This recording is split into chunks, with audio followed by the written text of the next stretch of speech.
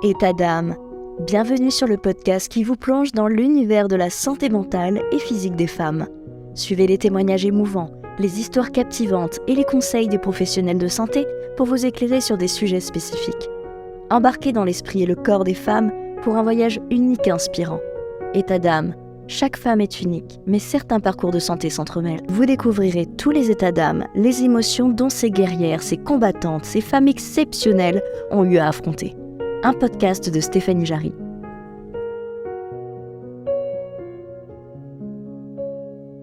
Bonjour à tous, vous êtes sur État d'âme, le podcast pour la santé des femmes. Dans cet épisode, je vais accueillir Xavière en direct de Singapour. Suite à une période de stress intense, elle se réveilla un matin avec des acouphènes qui allaient bouleverser sa vie. En France, plus de 8 millions de personnes souffrent d'acouphènes chroniques. La prise en charge des acouphènes peut être difficile en raison de la variabilité et de la complexité des symptômes. Dans la majorité des cas, il n'existe aucun traitement médical identifié à ce jour. Le manque de sensibilisation et de compréhension de la part du grand public et des professionnels de santé représente un vrai défi. Après des mois d'errance médicale, sans trouver de raison à ces symptômes et un glaçant « il va falloir vous habituer car on ne peut rien faire » de la part de la communauté médicale, elle décida de ne pas en rester là. Les acouphènes sont entrés dans ma vie, mes secrets pour les soulager, c'est l'épisode du jour. Alors je vous présente aujourd'hui Xavière qui est venue témoigner de son parcours avec les acouphènes chroniques dont elle a souffert pendant plusieurs mois avant de trouver des solutions pour soulager ses symptômes et progressivement les faire disparaître. Donc les acouphènes sont des sons ou des bruits perçus dans l'oreille ou dans la tête en l'absence de sources sonores externes. Les types de bruits que les gens atteints d'acouphènes entendent peuvent varier d'une personne à l'autre et peuvent être des bourdonnements, des sifflements, des sons stridents, des sons pulsés, des bruits de fond de type mer, électricité, cascade, alarme et bien d'autres. Ces bruits peuvent être intermittents ou constants et leur intensité peut varier d'une personne à l'autre, comme je disais. Les acouphènes peuvent également être accompagnés de douleurs, de vertiges, de troubles de l'audition ou d'autres symptômes, ce qui peut affecter considérablement la qualité de vie des personnes atteintes. Dans la majorité des cas, les causes des acouphènes restent encore mal comprises et il n'existe à ce jour pas de traitement médicamenteux indiqué pour le traitement. D'abord, un peu par hasard, puis avec persévérance et détermination, notre invité a progressivement réussi à faire disparaître ses symptômes au travers de techniques ciblées de yoga, de relaxation, de méditation et de respiration. Xavier, qui est docteur en pharmacie, a par la suite décidé de se reconvertir et de se mettre au service des personnes qui souffrent d'acouphènes et de stress en devenant yoga thérapeute et hypnothérapeute. Bonjour Stéphanie, merci de me recevoir dans ton podcast et de me laisser l'opportunité de partager mon expérience avec vous. Tout le plaisir est pour moi. Alors, à partir de quand tout a commencé? Alors, pour moi, tout a commencé en février 2020. C'est le week-end, je me réveille, j'ouvre les yeux et j'ai des tensions dans la nuque, je me sens fatiguée et tout de suite, j'entends un bruit très fort, très aigu dans mes oreilles, du type, tu vois, bruit de métro parisien qui freine. Et là, je me dis, bon, d'accord, il y a ce bruit, ça va passer, je m'inquiète pas dans les premières secondes, j'ai déjà eu des acouphènes dans ma vie. J'attends, j'incline ma tête, j'essaie de me détendre la nuque, de faire passer, et là, ça passe pas. Et donc, je commence à me poser beaucoup de questions. Je me demande combien de temps ça va durer, pourquoi ils sont là, ce qu'il faut faire. Et automatiquement, je commence à imaginer le pire et je me pose la question, et si jamais ils partent pas, en fait. Et à cette époque-là, c'était une période un peu spéciale pour moi. Mon mari était parti en déplacement professionnel la veille, et puis j'ai eu un malaise avec des vertiges. Ce qui m'était jamais arrivé. J'avais eu l'impression de m'évanouir. À cette époque-là, c'était aussi une période de stress intense à tous les niveaux, que ce soit professionnel. C'était aussi le début de la pandémie en Chine, donc on observait ça au travers des réseaux sociaux. J'habitais à Sydney à l'époque. J'ai habité en Australie pendant 9 ans. On était à Sydney à l'époque et c'était le moment des bushfires, donc les feux de forêt. On avait une pollution de l'air intense.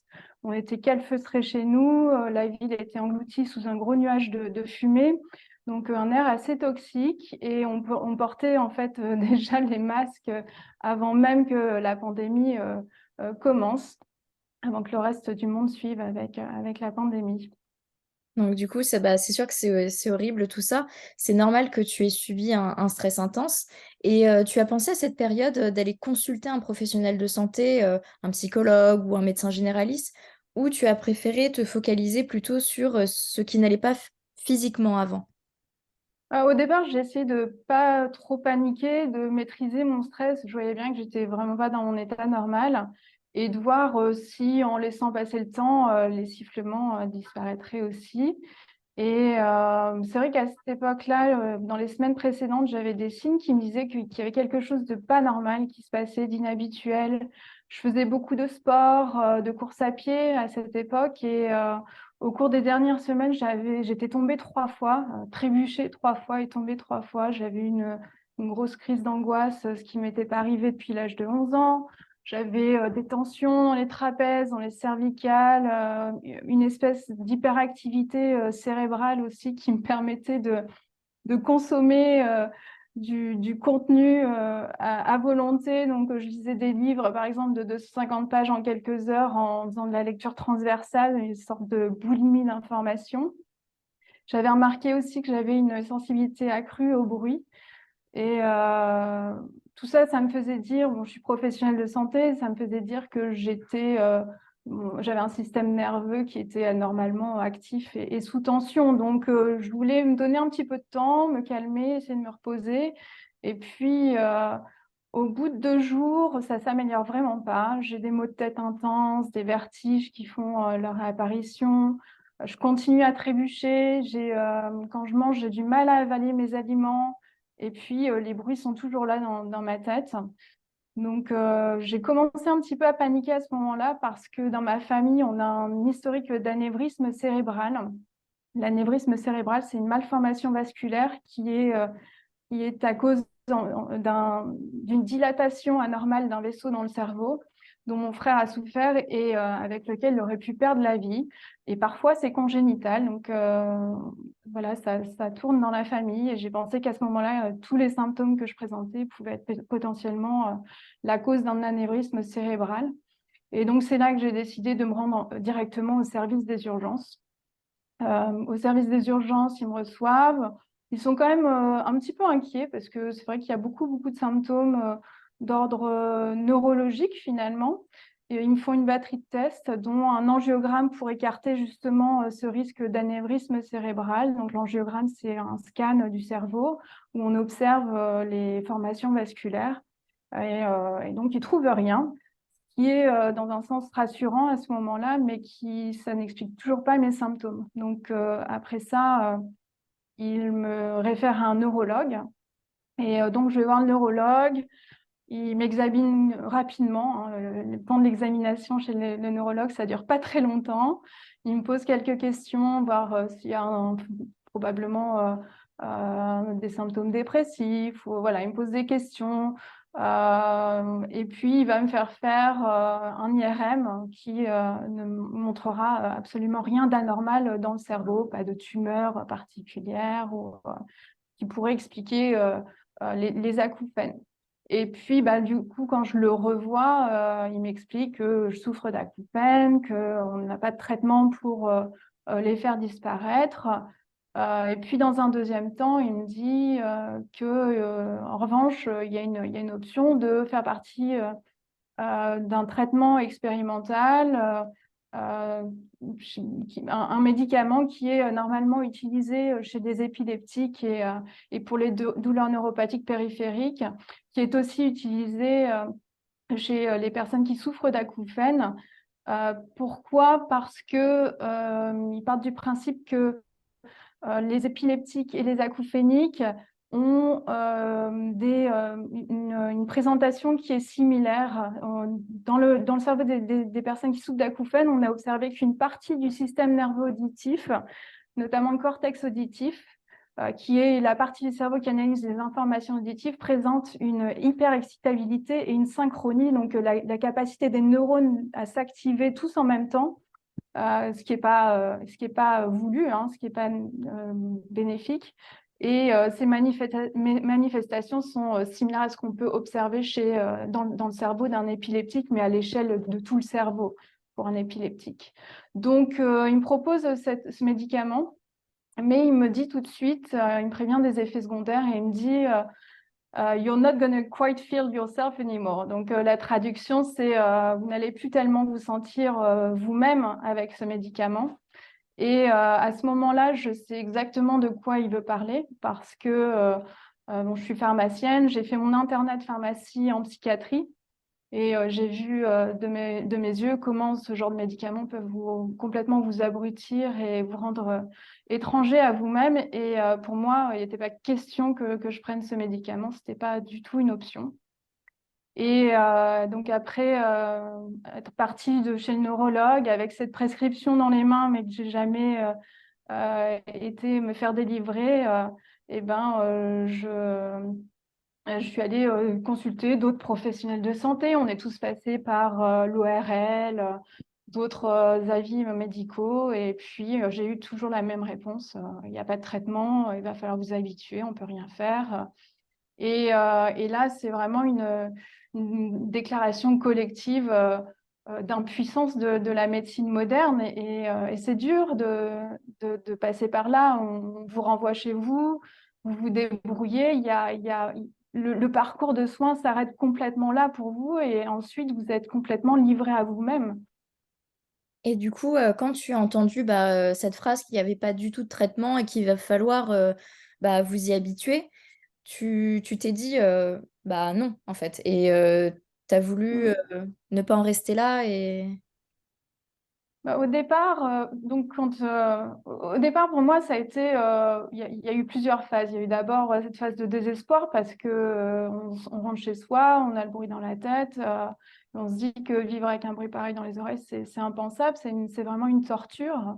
Bon, pour certaines personnes à différents degrés, hein, l'intensité peut varier considérablement d'une personne à l'autre, la nature du bruit. Mais je pense que pour toutes les personnes qui subissent les acouphènes, c'est quelque chose d'horrible, quoi. Et donc, je me disais, je ne vais pas pouvoir y arriver, je vais juste craquer. Et j'en arrivais à avoir des pensées très, très sombres à un moment donné. Je me sentais aussi très seule parce que personne autour de moi pouvait comprendre, que ce soit les professionnels de santé ou ma famille ou mes amis. Je disais oui, j'ai des acouphènes. Ils faisaient oui de la tête. Ils comprenaient ma détresse, mais ils la vivaient pas. Donc, je me sentais très seule. Je me sentais aussi, bien sûr, très impuissante parce que j'ai toujours été une personne très résiliente. J'ai toujours travaillé dur pour avoir ce que j'ai. Et je sais qu'avec la volonté, on peut arriver à beaucoup de choses. Et puis là, pour la première fois dans ma vie, eh ben, même avec la meilleure volonté du monde, ça ne ferait pas partir le bruit. Donc, cette impuissance, elle est assez difficile à accepter. Et puis de la colère aussi, parce que je trouvais que c'était trop facile pour les soignants de se dire, bon, ben voilà, il faut vous habituer. Quand on n'a jamais vécu les acouphènes soi-même, qu'on ne sait pas ce que c'est, je trouve que c'est facile de dire ça et je me suis sentie un petit peu laissée de côté par le système de soins. Un peu simple hein, pour eux de passer à autre chose. Je sais qu'il existe deux types d'acouphènes. Les acouphènes objectifs, qui eux sont plutôt rares, avec 5% des cas. Ils sont causés par une source physique audible à l'extérieur de l'oreille, donc tels que des spasmes musculaires ou des anomalies vasculaires dans la tête ou le cou. Et la personne entend par exemple le bruit du sang qui circule dans le cou ou la tête. Et une personne extérieure peut l'entendre. Et leur cause doit être recherchée parce qu'un traitement est souvent possible. Et puis l'autre type, c'est les acouphènes subjectifs qui représentent 95% des cas et qui ne peuvent être entendus que par la personne elle-même. Donc ça prend souvent la forme de bourdonnement d'oreilles ou de sifflement uniquement perçu par le patient. Et donc toi, de quel type d'acouphène es-tu touché? Alors, en ayant fait plusieurs types d'examens et en étant passée par différents professionnels de santé, l'ORL, le neurologue, etc., j'ai fait un angiogramme, un IRM, un audiogramme. L'ensemble des examens ont montré que il y avait rien qui nécessitait une intervention médicale, tout était normal. Et mes acouphènes étaient des acouphènes subjectifs. Mais la nature de mes acouphènes, je l'ai réalisée en faisant des recherches moi-même, puisqu'on ne m'a jamais parlé de la distinction entre acouphènes subjectifs et objectifs. Personne ne m'a jamais expliqué plus que ça ce que ça signifiait. Voilà, et donc j'ai trouvé que les acouphènes subjectifs pouvaient résulter de causes diverses et variées qui vont affecter notamment le fonctionnement normal du système nerveux central, donc notre cerveau, et notre système nerveux périphérique, comme le système nerveux autonome. Et donc, c'est deux systèmes qui se déséquilibrent et qui se mettent en état d'alerte et qui provoquent un certain nombre de symptômes, dont les acouphènes, hein. Et du coup, c'est à ce moment-là que du coup, tu as fait tes recherches, que tu as essayé de savoir comment te soulager par différentes méthodes. Alors au départ, pour moi, j'ai suivi, j'ai cru au narratif qu'en effet, il y avait vraiment rien à faire. Et pour moi, il s'agissait de trouver des solutions de confort naturel. Parce que évidemment, il n'était pas question que je prenne un traitement médicamenteux lourd qui m'aurait complètement abruti. Et j'ai donc cherché dans différents domaines ce qui pourrait m'aider dans la phytothérapie, donc la thérapie par les plantes, dans l'aromathérapie, les compléments alimentaires. Et je suis restée comme ça plusieurs semaines à essayer de trouver des choses qui m'apaisaient. Et puis un jour, un peu par hasard, je participe à un cours de yoga en ligne qui était un yoga principalement basé sur les respirations, le mouvement, la méditation. Et au bout d'une heure de pratique, j'étais sur un petit nuage. Je me sentais bien. Et pour la première fois, j'ai constaté que mes acouphènes avaient légèrement, très, très, très légèrement diminué. Et pour moi, ça a été le déclic, ça a été le début d'une aventure incroyable parce que d'un seul coup, j'avais avec moi quelque chose qui me procurait du bien-être pour la première fois. Et étant docteur en pharmacie, à ce moment-là, j'ai fait deux choses. J'ai commencé à vouloir comprendre scientifiquement d'où venaient les acouphènes, ce qui se manifestait exactement dans notre corps, quels étaient les déséquilibres, quels étaient les dysfonctionnements. Je voulais vraiment comprendre, aller au fond de la compréhension du symptôme et ensuite comprendre pourquoi des techniques telles que j'avais pratiquées pendant cette session-là, les respirations, les mouvements, la méditation, pourquoi ça fonctionnait. Et à ce moment-là, je tombe sur une pléthore de publications scientifiques sur ces techniques et leurs effets concrets sur notre cerveau, notre système nerveux. Je découvre le système sympathique, parasympathique. Donc cette fameuse connexion corps-esprit dont on parle, d'un point de vue de la science, et qui me permet voilà, d'affiner finalement ma compréhension de ce qui est en train de se passer à ce moment-là. Donc, je continue à pratiquer parce que je me sens bien, je me sens mieux. Mes acouphènes ne bougent pas nécessairement à ce moment-là, j'ai aucune attente particulière, hein, je le fais vraiment parce que ça me fait du bien. Je me sens plus détendue. Et donc, en faisant ces recherches, ces publications scientifiques, je découvre tout ce domaine de la yoga thérapie, qui est donc le yoga appliqué à la santé, hein, qui est utiliser toutes ces techniques pour des objectifs santé. Et je me forme à cette époque-là, puisqu'on était sur le départ, on devait déménager à Singapour à cette époque-là. Bien que la yoga thérapie m'intéressait énormément, je voulais me former. Mais là, je ne pouvais pas rentrer dans une école, ce n'était pas le bon moment dans la transition. Donc, je me suis formée de manière autodidacte aux techniques à ce moment-là. J'ai fait une formation ensuite en arrivant à Singapour. Et je lis tout ce qui passe dans la littérature scientifique. Je suis complètement absorbée, fascinée par la yoga thérapie. Moi qui aime le naturel, j'étais vraiment fascinée. Et au fur et à mesure de mes apprentissages, je deviens beaucoup plus intentionnelle avec mes pratiques. parce que je commence à identifier des exercices qui s'opposent directement au dysfonctionnement qu'on peut observer dans le cas des acouphènes. Et je me fais un petit portfolio de pratiques qui me font du bien et que j'affine au fur et à mesure. Je fais bien sûr autour de ça, avec la compréhension de ce qui se passe dans le corps, avec les acouphènes, je fais certains changements dans mon quotidien. Et quand on souffre d'acouphènes, c'est un changement radical de mode de vie hein, aussi au travers duquel on va. Donc j'ai modifié mon alimentation d'une certaine manière, j'ai modifié ma routine, favoriser le sommeil, utiliser certaines plantes, etc. Et donc, j'implémente tout ça au fur et à mesure à ce moment-là, sans vraiment non plus avoir d'attente. Enfin, je continue dans la lignée, je veux me sentir mieux.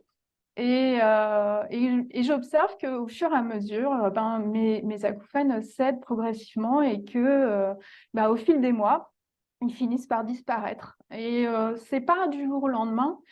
C'est pas non plus une progression linéaire où chaque jour, un petit peu plus, ils disparaissent. C'est vraiment en escalier et parfois on retombe dans l'escalier, on fait un pas, deux pas devant, un pas derrière. Donc il y a vraiment des moments qui sont un petit peu déroutants où on ne comprend pas nécessairement le lien entre la régression ou les progrès et puis ce qu'on est en train de faire, mais c'est le corps qui réagit, qui se défend, qui se répare et qui fait les ajustements. Et on travaille avec le vivant, le cerveau, et tout ça, ça prend du temps. Et voilà.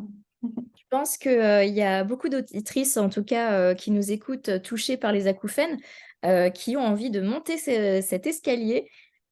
Parce que quand on t'entend parler, c'est vrai que ça a l'air d'avoir été un vrai soulagement pour toi.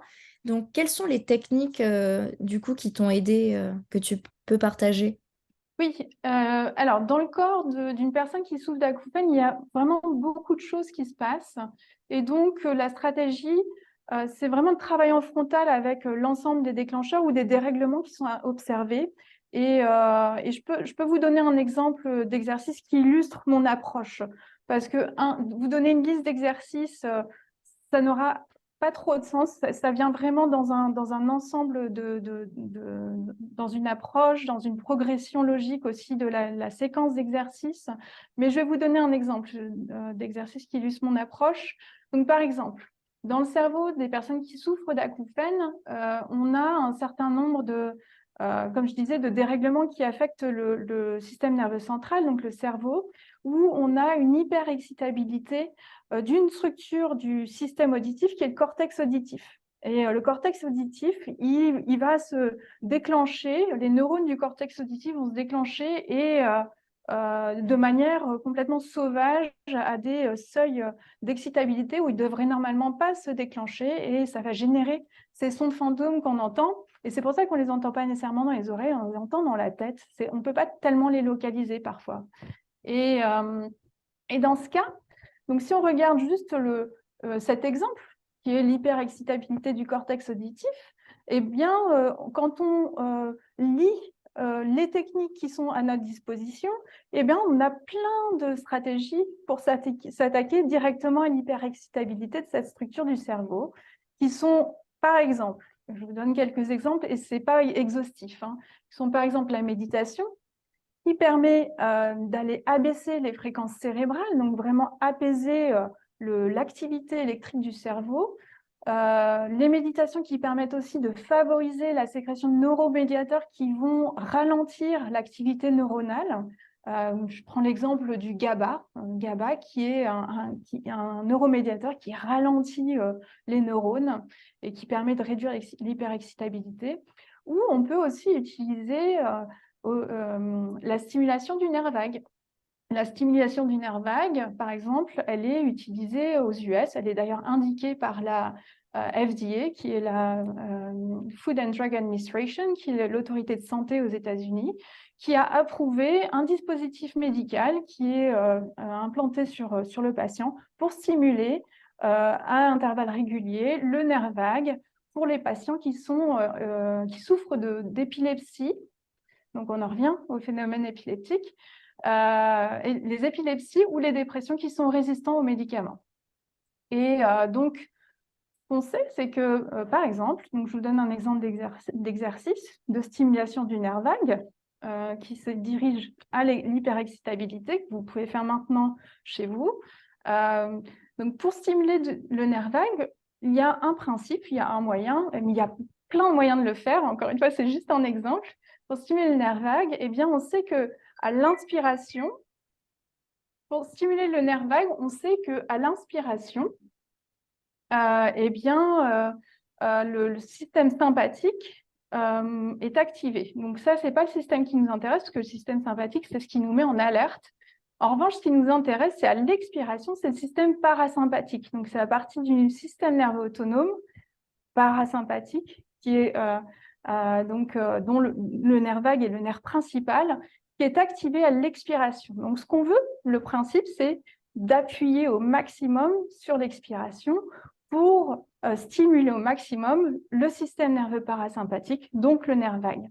Et donc pour faire ça, tout simplement, je vais prendre une inspiration normale par le nez et je vais expirer en 8 fois.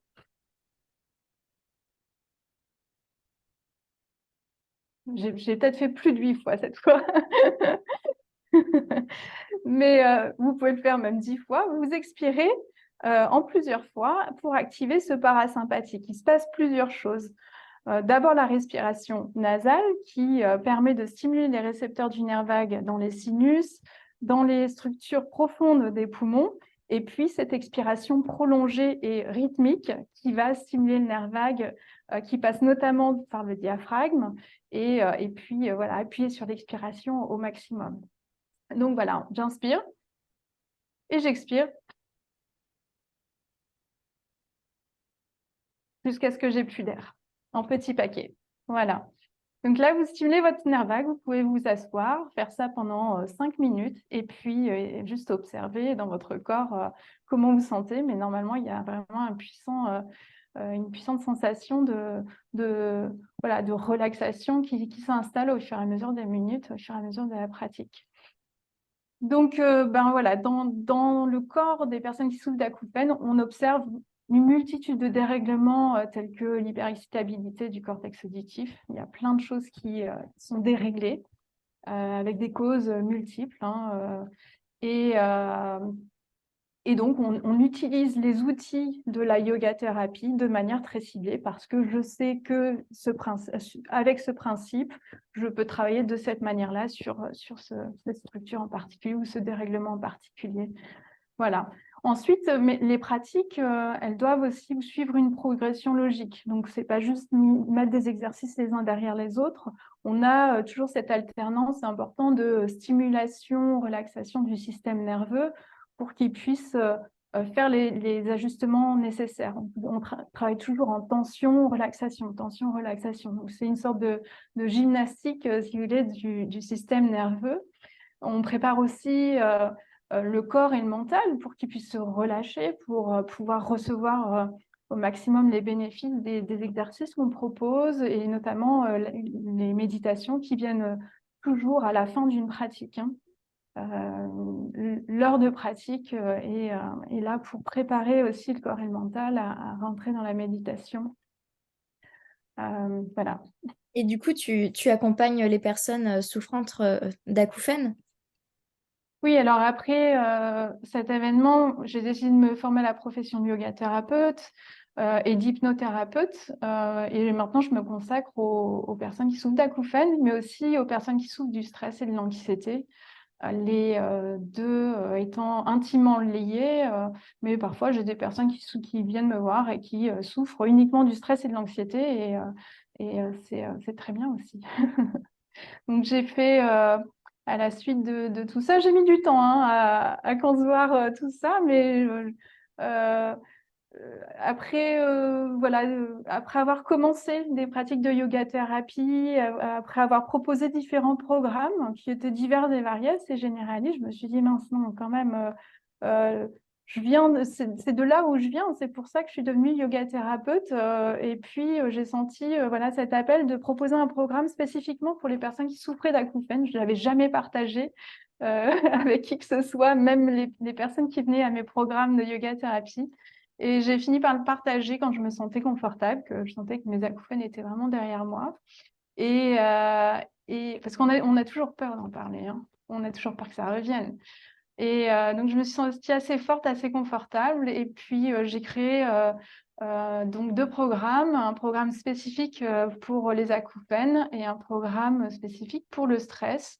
Tous les deux, c'est des programmes qui durent 5 semaines, à raison d'1 heure par semaine.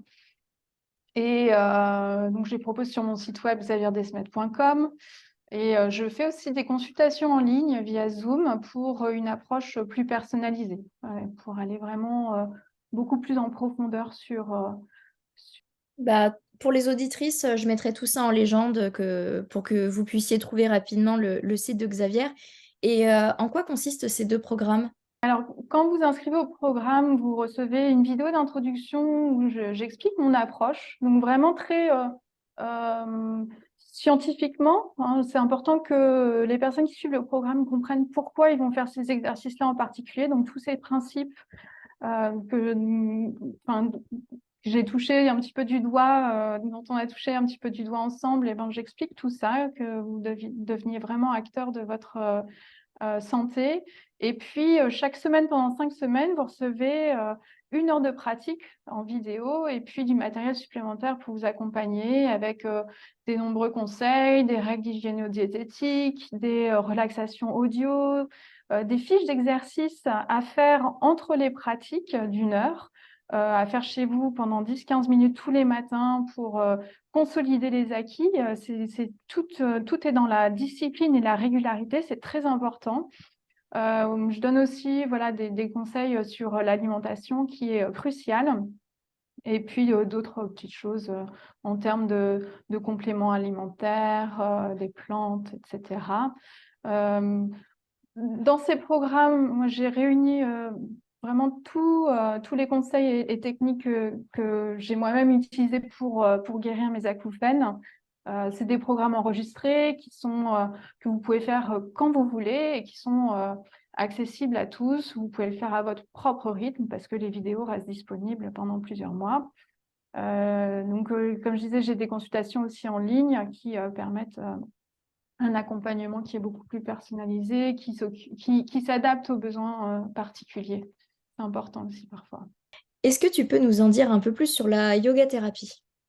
Alors, la yoga thérapie, c'est le yoga appliqué à la santé. C'est une discipline qui utilise des techniques douces de respiration, parfois moins douces, de respiration, de relaxation. On utilise des visualisations, des méditations, du breathwork, des mouvements, des renforcements, des étirements. Toutes ces pratiques, en fait, on les choisit en fonction des objectifs à atteindre, qui soient d'ordre physique ou émotionnel parfois. C'est des pratiques qui sont accessibles à tous et qui ne nécessitent pas de conditions physiques particulières comme peut le nécessiter certains types de yoga qui sont plutôt des yogas athlétiques. Là, on ne parle pas du tout de ce type de yoga qui est largement diffusé dans les médias aujourd'hui. Voilà, c'est un yoga beaucoup plus traditionnel. Donc, toutes ces techniques font l'objet de recherches scientifiques, hein, pour les nombreux bénéfices sur la santé, sur le bien-être. Et tous les jours, on en apprend un petit peu plus sur les effets bénéfiques de ces méthodes et pourquoi elles marchent. D'ailleurs, dans certains pays comme le Canada, la yoga thérapie est largement utilisée dans des établissements de santé. Ça fait partie du parcours de soins. Et en quoi la yoga thérapie est-elle utile dans la prise en charge en fait des acouphènes? Eh ben, la yoga thérapie, elle permet de travailler spécifiquement sur les déséquilibres qui sont installés chez les personnes qui souffrent d'acouphènes. Par exemple, on en parlait tout à l'heure, on a un système nerveux central et autonome qui sont en état d'hyperactivation. On va donc pouvoir travailler sur la régulation du système nerveux, réduire les fréquences cérébrales, ralentir l'activité électrique du cerveau, travailler sur la stimulation de la circulation cérébrale. On va aussi pouvoir travailler sur un état émotionnel dégradé. Souvent, avec les acouphènes, ça s'accompagne de stress, d'anxiété. Parfois, le stress et l'anxiété est à la source, mais c'est aussi la conséquence, hein, des acouphènes. Et donc, on va pouvoir stimuler les hormones du bien-être, de la relaxation, telles que la dopamine, l'ocytocine, la sérotonine. On connaît les méditations qui sont capables de le faire.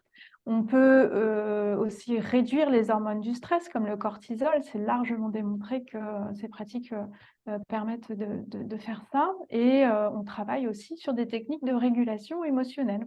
On travaille vraiment sur le lien corps-esprit. On va aussi favoriser le remodelage des voies neuronales, des circuits auditifs du cerveau, qui est nécessaire dans les acouphènes, en stimulant la neuroplasticité. On a des méditations, par exemple, qui stimulent la sécrétion du BDNF, qui est un composé, je dirais pas dans les détails techniques, mais qui permet de créer des nouveaux neurones, des nouvelles connexions. On va travailler à rétablir la qualité du sommeil, qui est essentielle dans la disparition des acouphènes, en rétablissant notamment la sécrétion de la mélatonine, mais pas que. On va chercher aussi à détendre, à atteindre des états de détente musculaire et la détente des fascias. Les fascias qui font partie de notre système nerveux, qui réagissent à notre stress, qui ont une importance considérable dans notre bien-être. Et on va travailler notamment sur les structures du cou, de la mâchoire, des épaules, qui sont étroitement liées aux structures du système auditif et qui peuvent à eux seuls exacerber voire parfois en être à l'origine. Il y a beaucoup de gens qui souffrent de bruxisme et qui vont déclencher des acouphènes à la suite de leur bruxisme, à cause d'une irritation nerveuse qui atteint le système auditif. C'est vraiment de la petite mécanique, les nerfs, qui a une importance considérable.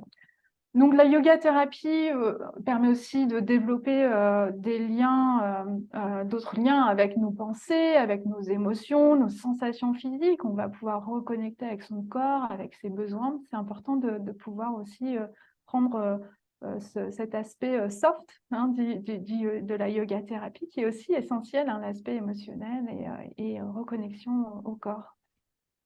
En tout cas, merci beaucoup pour ces explications. J'espère que cela va aider les auditrices, mais aussi les auditeurs qui nous écoutent, touchés par les acouphènes, et les soulager comme toi, tu as pu retrouver un grand soulagement. Si tu avais un conseil à donner aux auditrices, enfin aux auditeurs aussi, qui sont dans une errance médicale, qui ont du mal à se faire entendre et surtout écouter réellement pour qu'on puisse les aider, quel message tu souhaites leur faire passer? Alors, moi, c'est ce que j'aurais aimé entendre, en tout cas quand j'ai eu le déclenchement des acouphènes. Je pense que la première chose à faire, c'est en effet consulter un professionnel de santé, même si à un moment donné, on s'oppose peut-être à la réponse, on ne peut rien faire. Mais la première chose à faire, c'est d'écarter toutes les affections sous-jacentes qui nécessiteraient une attention médicale et qui seraient à l'origine des acouphènes, pour les mettre de côté. Malheureusement, c'est la minorité, c'est 5%. Mais c'est important de pouvoir clairement les mettre de côté, d'aller faire ces examens et de consulter avec un professionnel de santé. Ensuite, une fois que tout ça, ces causes sous-jacentes sont écartées, eh bien, mon conseil, c'est de ne plus avoir peur de vos acouphènes, parce que là va commencer le travail, votre travail personnel. Et le stress, la peur va ne faire qu'amplifier les déséquilibres au niveau nerveux et amplifier vos acouphènes. Il faut juste revenir à la base, qui est les acouphènes, c'est pas du tout une maladie, c'est un symptôme, c'est l'expression d'un dysfonctionnement quelque part ailleurs dans votre corps, c'est l'expression d'un déséquilibre qui s'est produit à un moment donné, et maintenant il s'agit de travailler main dans la main avec le corps, avec le système nerveux, pour le mettre dans les meilleures conditions de guérison, et puis deux, lui permettre de rétablir des équilibres avec des techniques ciblées. Il faut aussi prendre soin de son cerveau et de son mental, ce qui implique parfois un changement radical de style de vie. Je pense que là où vous en êtes aujourd'hui, vous savez ce qui est bon et pas bon pour vous dans la vie que vous avez aujourd'hui. Donc, prendre les bonnes décisions, vous occuper de votre stress de manière active, éviter aussi les stimulants qui excitent votre système nerveux, comme la caféine, l'alcool, la nicotine. manger sainement, mais pas seulement sainement, c'est adopter une alimentation qui est favorable pour votre cerveau, donc notamment l'alimentation anti-inflammatoire, consommer des oméga 3, etc. Avoir aussi faire de l'exercice physique régulièrement, au moins 3 fois par semaine, 20 minutes, pour pouvoir aérer et mobiliser les fonctions de votre organisme. Et puis, vous assurer que vous ayez un sommeil de qualité. Et un sommeil de qualité, c'est pas forcément un sommeil qui dure, c'est pas un nombre d'heures, c'est aussi une routine et une heure de coucher, une heure de réveil et tout ce que vous faites autour de cette routine. Donc, à faire bien attention à ça, il y a beaucoup de choses à prendre en considération. Et puis, une fois que vous avez fait tout ça aussi, de savoir que si vous avez besoin d'un support psychologique, de ne pas hésiter à aller consulter. Parfois, il y a des choses qu'on a besoin de sortir, on a besoin de... Voilà. Donc, surtout de ne pas hésiter à avoir ce support psychologique si vous sentez que vous en avez besoin. Voilà. Et de prendre soin de vous faire plaisir. C'est important. Voilà. Et de vous éduquer parce que il faut accepter que les acouphènes, ce soit une vulnérabilité.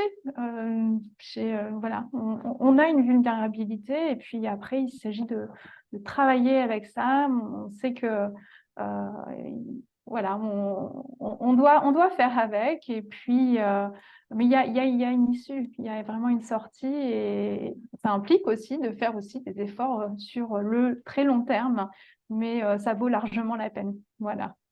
Eh bien, ce sont sur ces conseils et ces mots d'espoir que nous achevons cet épisode. Chers auditeurs, merci de nous avoir écoutés. Vous écoutiez État d'âme, un podcast de Stéphanie Jarry. À très vite pour un prochain épisode.